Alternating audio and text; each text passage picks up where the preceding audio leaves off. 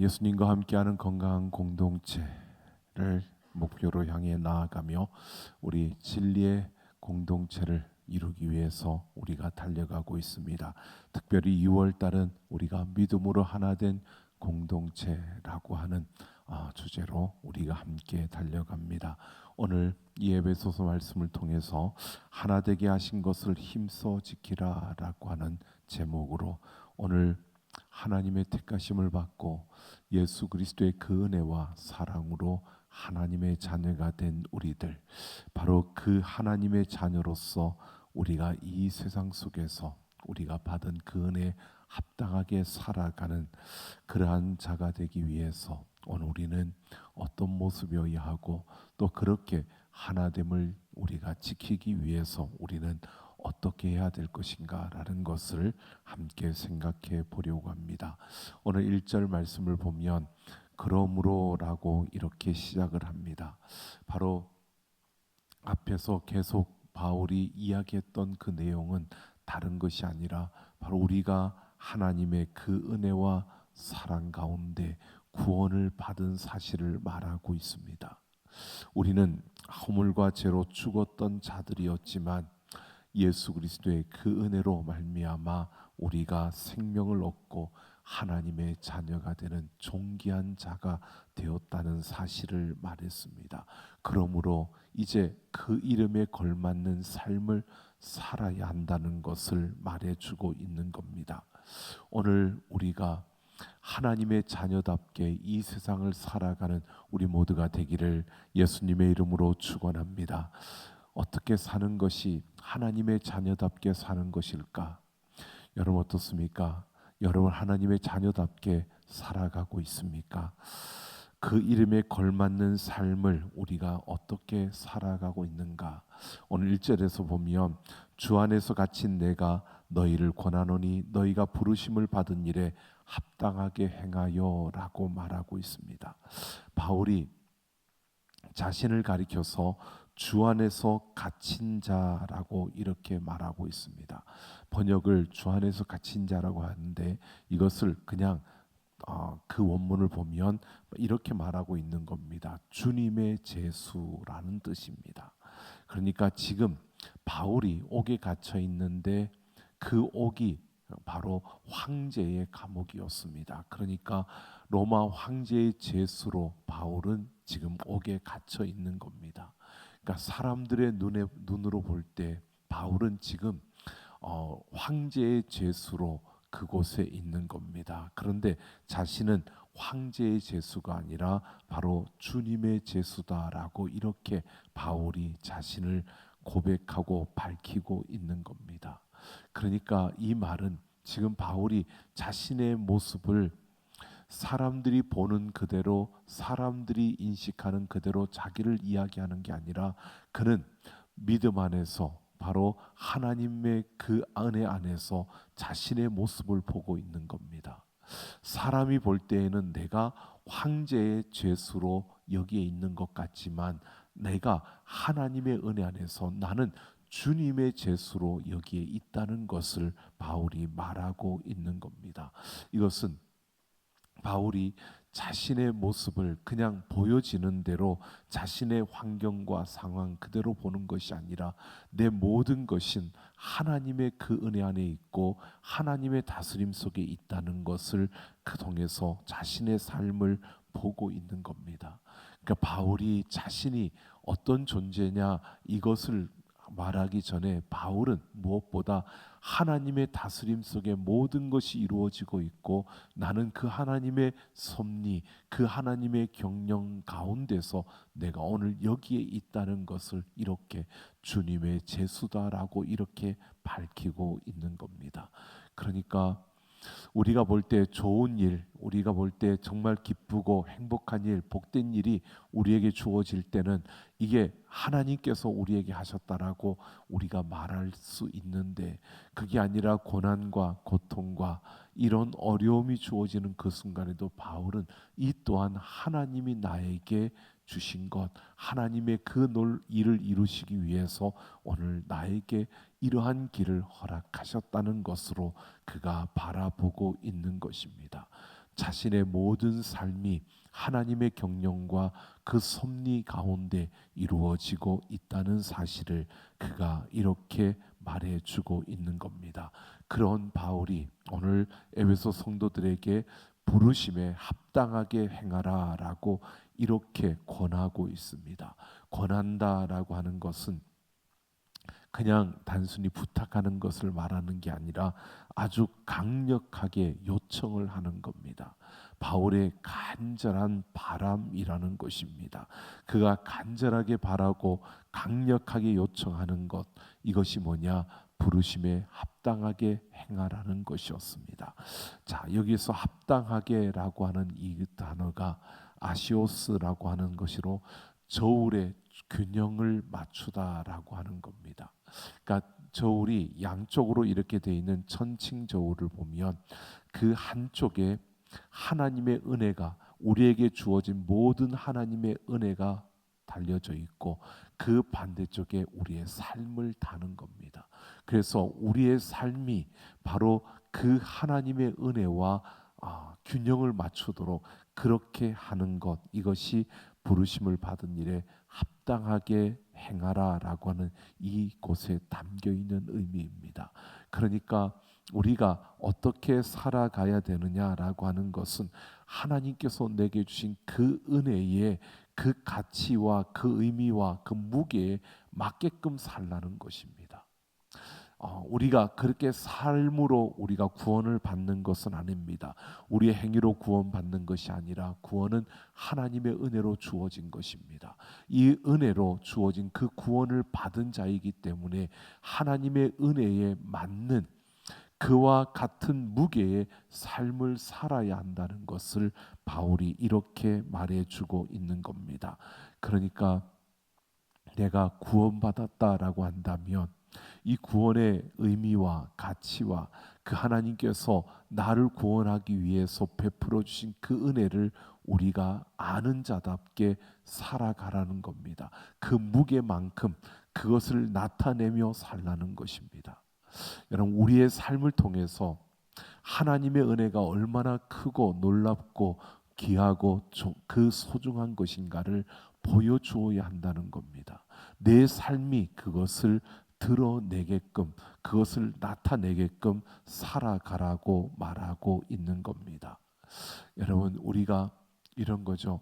내가 구원받았다면 구원받은 자답게 살라는 겁니다. 우리에게 옷이 입혀집니다. 여러분, 우리에게 주어지는 직분, 그 직분은 어쩌면 우리에게 맞는 옷입니다. 우리에게 입혀진 옷입니다. 여러분, 목사는 목사답게, 장로는 장로답게, 집사는 집사답게, 권사는 권사답게 이렇게 살아야 한다는 겁니다. 그 직분이 나에게 주어질 때는 그 직분의 옷을 내가 입은 것이기 때문에 그에 맞는 모습으로 살아야 한다는 겁니다. 여러분, 우리가 왕은 왕답게 살아야 하고 거지는 거지처럼 사는 겁니다. 근데 왕이 거지처럼 살게 되면 그것은 사람들의 눈살을 찌푸리게 할 뿐만 아니라 사람들로부터 지탄을 받게 되는 겁니다. 오늘 우리가, 여러분 보십시오. 거지가 왕의 행세를 해도 마찬가지입니다. 거지는 거지일 뿐입니다. 그런데 그가 마치 왕인 것처럼 왕의 행세를 해도 그것은 사람들의 눈살을 찌푸리게 하는 겁니다. 우리의 모습에 맞게 사는 건데, 여러분, 우리가 보면 이런 거죠. 진정 하나님의 생명을 가진 자로 우리가 그 은혜를 입은 자라면 우리는 이 세상 속에서 그 은혜를 나타내고 은혜를 보여주는 삶을 살아야 한다는 겁니다. 그런 삶은 어떤 삶이냐? 여러분, 다를 수밖에 없는 거죠. 똑같은 환경과 똑같은 삶에서 우리가 살아가지만 세상 사람들이 추구하고 달려가는 그 걸음과 그 걸음은 그저 내 배를 채우고 내 욕심을 채우고 내 욕망을 채우고 내가 갖고 싶은 것 갖고 내가 원하는 자리에 가는, 이것은 세상 사람들이 그저 그 욕심과 욕망을 쫓아 살아가는 그 모습을 보여주고 있는 겁니다. 하지만 우리가 은혜를 받은 자라면 우리는 그것과는 다른 삶을 살아갈 수밖에 없다는 겁니다. 하나님이 우리를 구원하시고 우리를 불러주신 그 은혜를 아는 자는 그 부르심에 합당한 모습으로 살아가는 겁니다. 구원받은 자답게 사는 겁니다. 하나님의 백성답게 우리가 살아야 한다는 것입니다. 결국 우리의 말과 우리의 행동과 또 다른 사람들과의 그 관계 속에서 살아가는 그 모든 우리의 모습이 하나님의 자녀다워야 한다는 겁니다. 구원받은 자다워야 한다는 것입니다. 여러분, 우리의 말의 모습에서 마찬가지입니다. 누군가 힘겨워하고 어려워할 때 여러분, 우리가 용기를 북돋아주는 말을 하고 또 그에게 힘을 줄 수 있는 말을 해야 되지, 거기에서 더 아픈데 더 아프게 하는 찌르는 말을 하는 것은, 여러분, 그 말이 아무리 옳은 것이라 할지라도 사랑이 없는 그러한 칼은, 진리는 칼과 같이 상대방을 찌르고 쪼개어서 오히려 그 사람을 더 아프게 만드는 이러한 것은 결코 성경이 우리에게 말하고 있는 은혜를 아는 자의 모습은 아닐 것입니다. 오늘 우리가 모르는 것이 아닙니다. 우리가 생각하지 않기 때문입니다. 내가 은혜를 받은 자로서, 내가 구원을 받은 자로서 내가 어떻게 말을 하고 어떻게 행동하고 우리가 어떤 관계 속에 살아가야 하느냐, 이것은 우리가 모르는 게 아닙니다. 모르는 게 아니라 생각하지 않는 겁니다. 그것을 염두에 두지 않는 겁니다. 오늘 우리가 한번 보십시오. 그냥 내 입에서는 나오는 말이 그냥 뱉어지는 것이, 여러분, 그냥 우리의 본능과 우리의 생각 없이 어떠한 우리의 견제와 절제 없이 그냥 내뱉어지는 그러한 말들, 여러분, 그 말들이 과연 은혜 받은 자, 하나님의 은혜를 입은 자, 구원받은 자의 말일까? 여러분, 생각해 보면 그러지 않을 때가 더 많을 것입니다.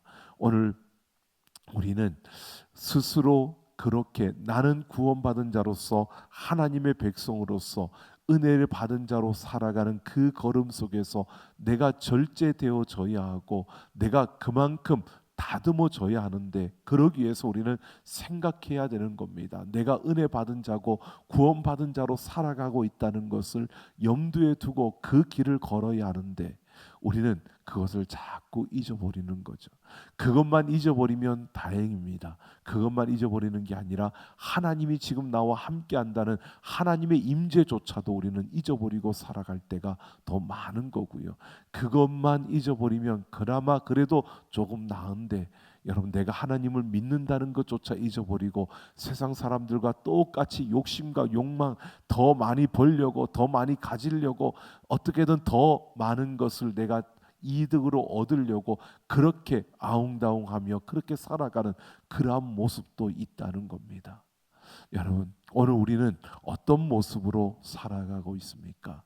세상 속에 있으니까 그냥 세상 속에서는 그렇게 세상 사람들이 살아가는 것처럼 그렇게 살아가도 되는 것일까요? 오늘 우리는 힘겹지만, 조금 어렵지만, 여러분, 세상 사람들과 똑같이 살아가서는 안 되는 사람들로 우리는 이 세상에 있다는 겁니다. 그런데 우리는 자꾸 잊어버리는 거죠. 내가 목사고 장로고 권사라는 것도 잊어버리고 세상 속에서 똑같이 그냥 좀 더 많이 가지려고 그렇게 아웅다웅하고 살아가는 그 모습을, 다른 사람에게 더 뺏기지 않으려고 붙잡으려고 그렇게 살아가는 그 모습을 보이고 있다면, 그것은 우리가 합당하게 살아가는 이러한 모습은 아닐 것입니다.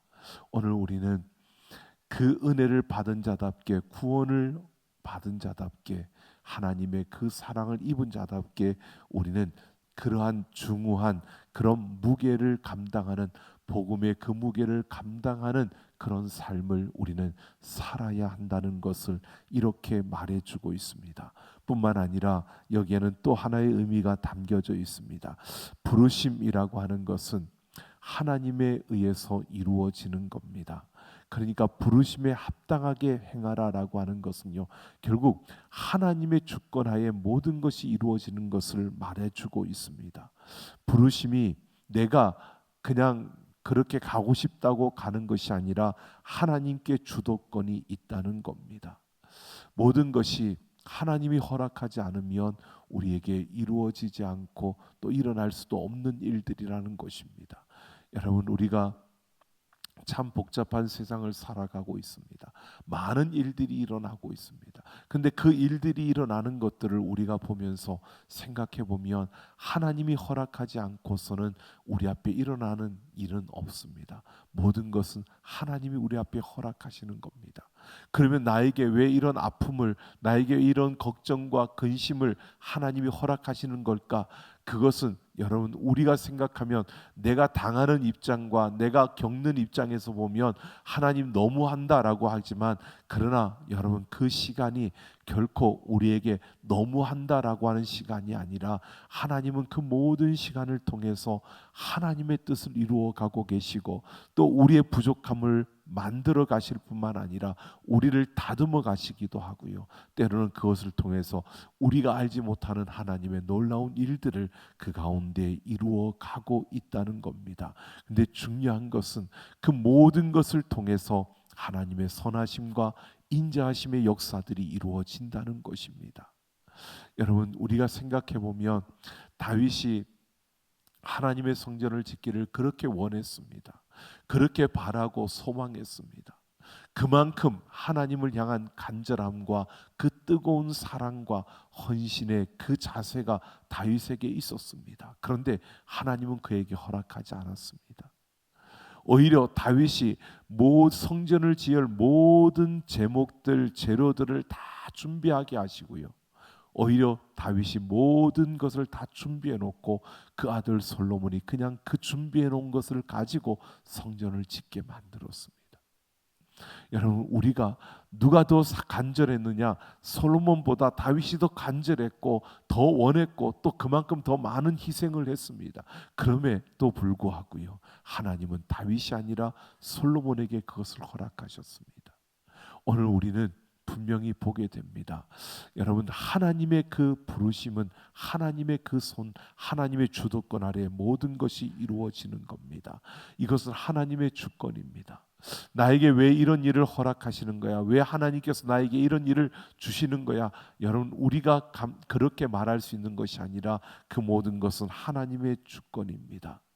그런데 분명한 것은요, 중간에 내가 조금 삐거덕거리고 중간에 내가 조금 잘못 가고 내가 잘못된 선택을 하는 그 순간에도 여러분, 하나님은 그 가운데서도 역사하시고요, 그 가운데서도 우리의 걸음을 이끌어 가시는 겁니다.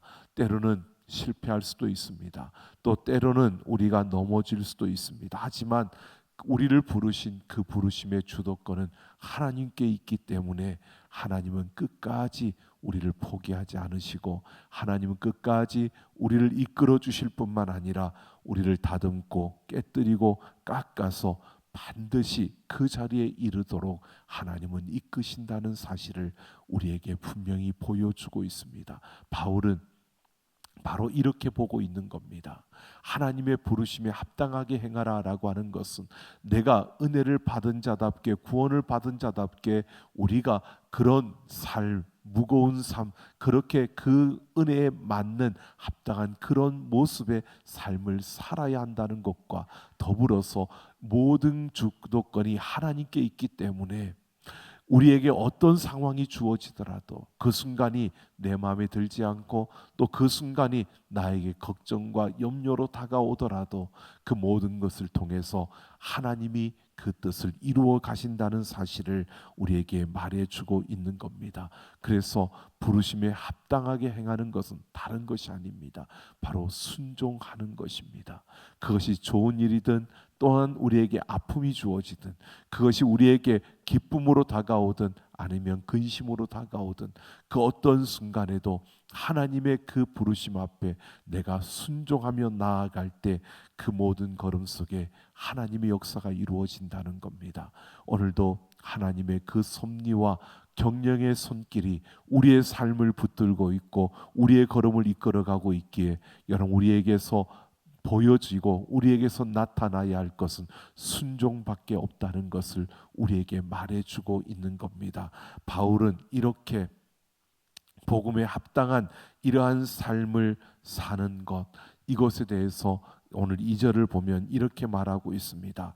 바울은 어떤 거창한 사역이나 업적을 말하는 것이 아닙니다. 바로 성품을 이야기합니다. 교회가 하나 되는 것, 우리가 하나 되는 것, 그것은 바로 이 성품에서 시작하는데 겸손과 온유와 오래 참음과 사랑으로 서로 용납하는 것을 말하고 있습니다. 우리가 복음에 합당한 삶을 살아야 하고 부르심에 합당한 삶을 살아야 하는데 그것은 바로 이 겸손과 온유와 오래 참음과 사랑으로 서로 용납하는 것임을 말하고 있습니다. 여러분, 겸손이라고 하는 것은 우리는 너무 잘 알고 있습니다. 예수님께서 그 하늘 보좌를 버리고 낮아지신 것처럼 자신을 내어줄 수 있는 이러한 모습이 겸손의 모습입니다. 결국 세상에서는 참으로 볼 수 없는 그 시대만 하더라도요, 이 힘이 지배하는 세상, 그리고 그 힘으로 능력으로 인정받는 그러한 세상에서는 겸손이라고 하는 것이 어쩌면 올바른 미덕이 아니라 악덕으로 보여지는 것이 바로 이 겸손의 모습입니다. 이 겸손은 다른 것이 아닙니다. 바로 예수님이 우리에게 보여주신 그 모습입니다. 그 모습을 세상의 힘의 논리로 보면 그것은 참 바보 같은 선택이고 또 그것은 참으로 어리석은 그러한 결정입니다. 바로 내가 힘이 있는데 그 힘을 내려놓고 낮은 자리로 내려오는 것, 이것은 결코 세상의 힘의 논리로 볼 때는 말도 안 되는 비굴함의 모습일 것입니다. 힘 있는 자들이 향하는 그런 처세술로 보여질 수 없는 그러한 모습입니다. 그런데 바로 이 겸손함을 이야기하고 있습니다. 이것은 비굴한 것이 아닙니다. 하나님의 그 손길을 의지할 수 있기 때문에 하나님께 모든 것을 맡길 수 있기 때문에 우리가 겸손해질 수 있는 겁니다. 그냥 겸손해지는 게 아닙니다. 그냥 작아지고 내가 그냥 못하고 내 능력이 없어서 내가 모자라서 이게 아닙니다. 겸손이라는 것은요, 하나님을 의지하고 하나님이 하실 것을 우리가 바라보며 내 자신을 내려놓는 것이 바로 이 겸손입니다. 그리고 바로 온유를 말하고 있습니다. 이 온유는 야생마를 훈련시켜서 그 주인의 말을 듣고 따르는 이런 명마가 되어졌을 때 사용하는 것이 온유입니다. 그러니까 이것은 통제된 힘을 말하고 있는 겁니다. 그러니까 다스림을 받는 그 다스림 속 안에서 움직여지는 그 힘이 온유입니다. 결국 하나님의 다스림 안에 내 모든 것을 두는 겁니다. 이게 온유함입니다. 이것이 하나됨을 이루는 것임을 말하고 있습니다. 바울은 하나됨을 이룰 수 있는 것이 바로 이렇게 겸손과 온유와 또 오래 참음과 사랑으로 서로 용납하는 것임을 말하고 있습니다. 이 오래 참음이라고 하는 것은 사람에 대해서 참는 것을 말하는 겁니다. 여러분, 그냥 내가 기다리는 것이 아니라 사람에 대해서 내가 참는 것을 말하는 것으로 나를 힘들게 하고 나에게 상처를 주고 나에게 아픔을 주는 그러한 사람들에게 내가 보복하고 분노하는 이런 것이 아니라 그 또한 하나님 앞에서 참고 있는 이것을 바로 오래 참음이라고 말하고 있는 겁니다. 결국 하나님이 나를 기다려 주신 것처럼 내가 기다려 주는 것이고 하나님이 나를 품어 주신 것처럼 품는 것을 바로 오래 참음이라고 말하는 겁니다. 그냥 기다리는 것을 말하는 게 아닙니다.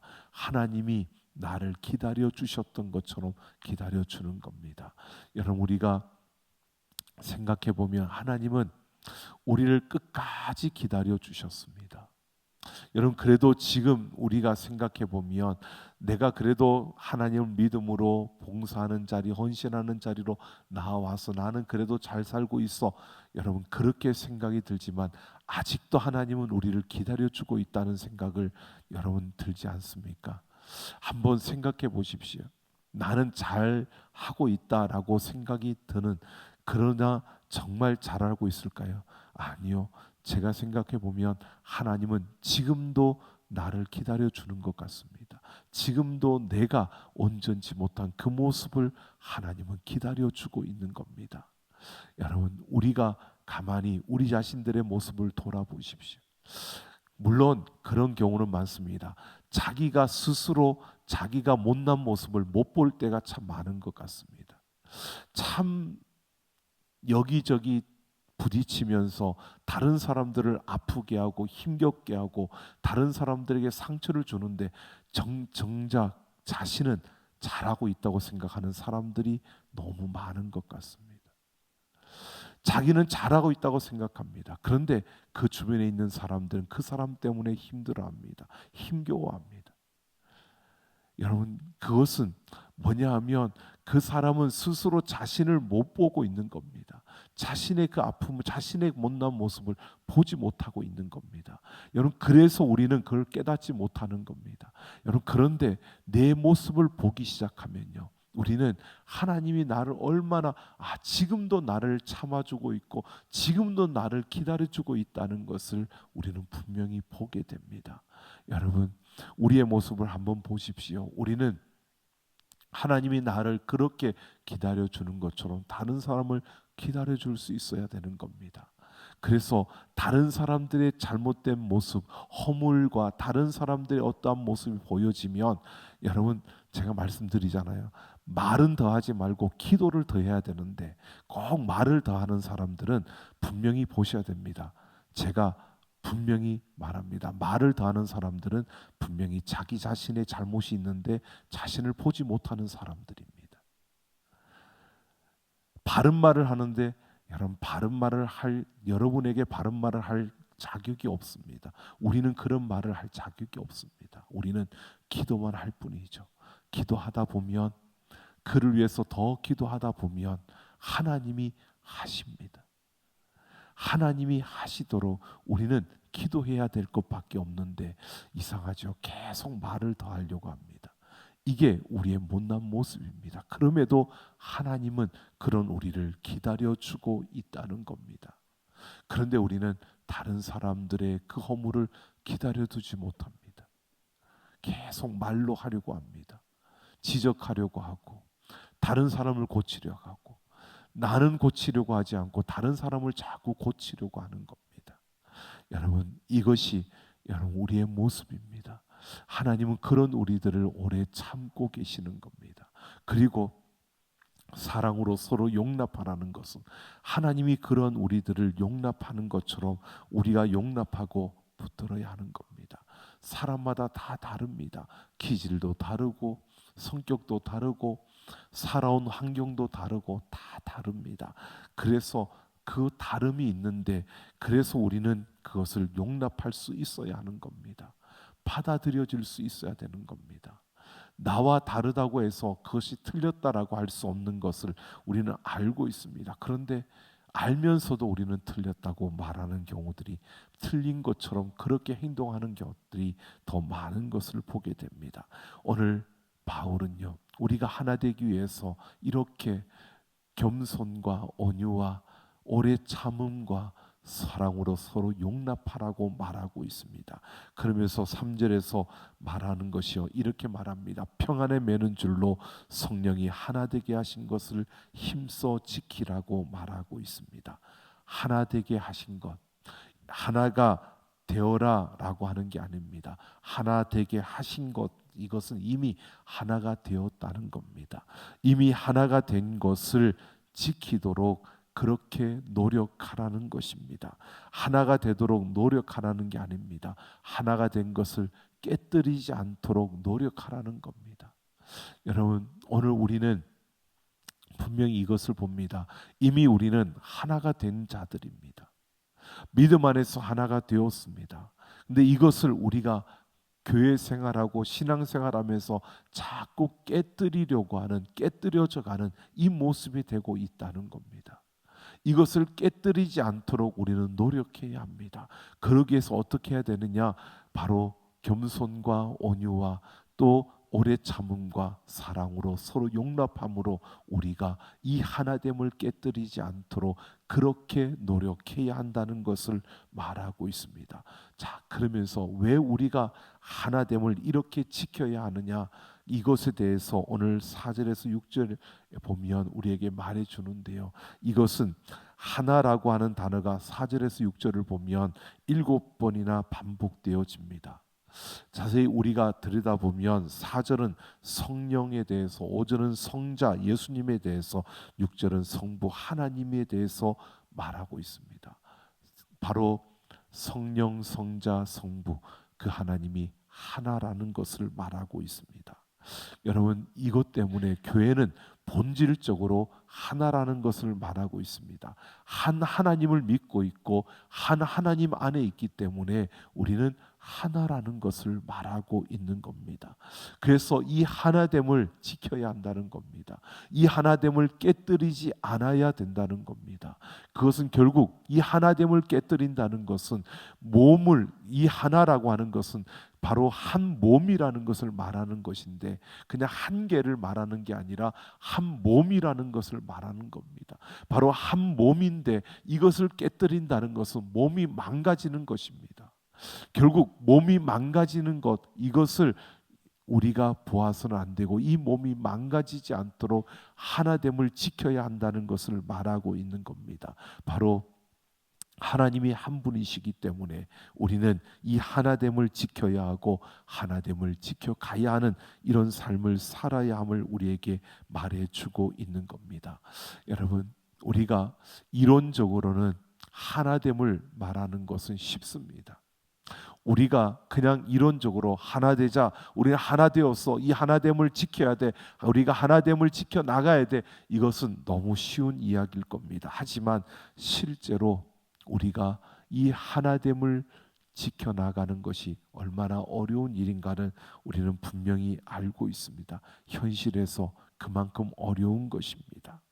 나와 다른 생각을 가진 사람들, 그 다른 의견을 내가 용납하는 것, 여러분 그것도 참 어려운데, 여러분 부딪히고 또 나에게 아픔을 주고 상처를 주고 그 말로 행동으로 정말 우리에게 힘겹게 했던 그 사람들을 우리가 품고 또 그렇게 용서하고 용납하는 이런 삶을 산다는 것 정말 어려운 것입니다. 하지만 중요한 것은요, 이 모든 것을 성령께서 우리에게 가능케 하신다는 사실을 바울이 우리에게 말해주고 있습니다. 우리의 생각과 우리의 감정과 우리의 능력으로는 불가능한 일이지만 성령께서 그것을 가능하게 하신다는 것을 말하고 있습니다. 오늘 우리는 이것을 보셔야 합니다. 하나 되게 하는 것을, 하나 되게 하신 것을 지켜가는 것, 이것은 여러분 우리의 어떤 노력으로 되는 것은 아닙니다. 성령의 역사하심 가운데 이루어지는 겁니다. 그래서 우리는 무엇보다도 우리가 하나됨을, 하나 되시게 하신 것을 지켜가기 위해서 우리는 순종해야 하는 겁니다. 우리의 삶 속에서 하나님이 우리에게 깨달음을 주실 때, 그 성령께서 우리에게 길을 보여주실 때, 그 성령께서 우리에게 말씀하실 때 우리는 순종해야 한다는 것입니다. 이것은 우리가 다른 어떠한 것으로 하는 것이 아닙니다. 겸손과 온유와 오래 참음과 사랑으로 용납하는 그 가운데 우리 안에 성령께서 말씀하실 때 내가 순종함으로 그 모습을 지켜갈 때 우리는 이 하나됨을 지켜가는, 한 몸을 세워가는 이러한 우리의 모습이 될 수 있음을 말해주고 있습니다. 여러분, 우리의 모든 걸음 속에서 우리가 이렇게 살아가기를 원합니다. 우리의 삶이 많이 바쁘고 또 분주하고 또 힘든 가운데 걸어가는 그 걸음일지라도요, 내가 은혜 받은 자임을 기억하고 내가 받은 그 은혜의 무게에 맞는 우리의 삶을 살아야 합니다. 그리스도인답게 살아가야 합니다. 여러분, 우리에게 주어진 직분답게 살아가야 합니다.